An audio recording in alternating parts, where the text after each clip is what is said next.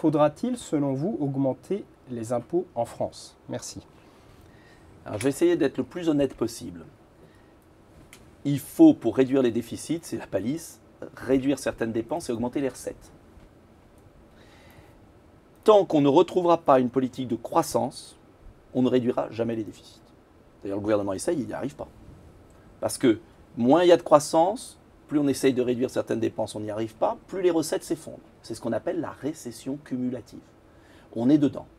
Pour réduire les déficits, il faut reprendre notre pouvoir monétaire, il faut relancer la croissance, il faut emprunter à la Banque centrale à 1% au lieu de placer des obligations d'État à 3%, donc on réduira déjà les dépenses d'intérêt.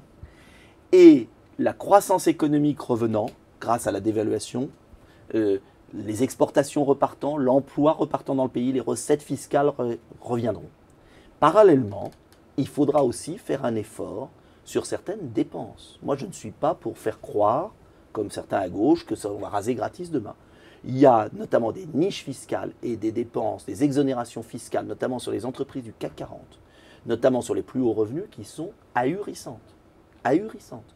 Et je pense raisonnablement qu'on pourrait avoir au moins 20 milliards de recettes supplémentaires, pour le calculer, assez facilement.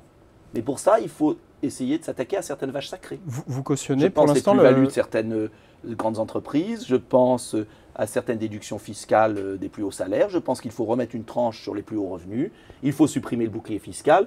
Il y a beaucoup d'argent qui peut être assez vite récupéré. Mais attention, si on le faisait d'un coup là, sans parallèlement relancer la machine économique, alors là, vous verriez qu'on accroisserait encore le chômage et que finalement, il y aurait encore plus de déficit. Il faut faire les deux en même temps. L'accélérateur d'un côté, le frein de l'autre. Très rapidement, est-ce que vous êtes comme beaucoup d'élus de droite qui demandent effectivement la suppression du bouclier fiscal, mais en contrepartie aussi celle de l'ISF? Non. Je pense qu'il faut supprimer l'ISF sur la résidence principale, mais qu'il faut maintenir un impôt sur la fortune, qu'il faut que les plus riches de notre pays contribuent en période de crise à la collectivité nationale. Et je suis même pour un impôt en fonction de la nationalité. J'estime scandaleux que les non-résidents soient dispensés d'impôts. Je veux le système américain. Pensez à toutes ces grandes fortunes et toutes ces célébrités. Entre nous, les citoyens ne devraient plus acheter leurs disques ou leurs livres ou leurs produits. On veut des noms là. Oh bah, vous les prenez sur Internet, vous les trouverez, hein, tous ceux qui sont partis à Genève ou à Bruxelles. C'est un peu facile.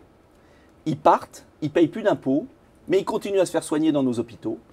Ils profitent du meilleur système de santé au monde et des meilleures opérations à la Pitié-Salpêtrière ou ailleurs. Attendez, ça veut dire quoi?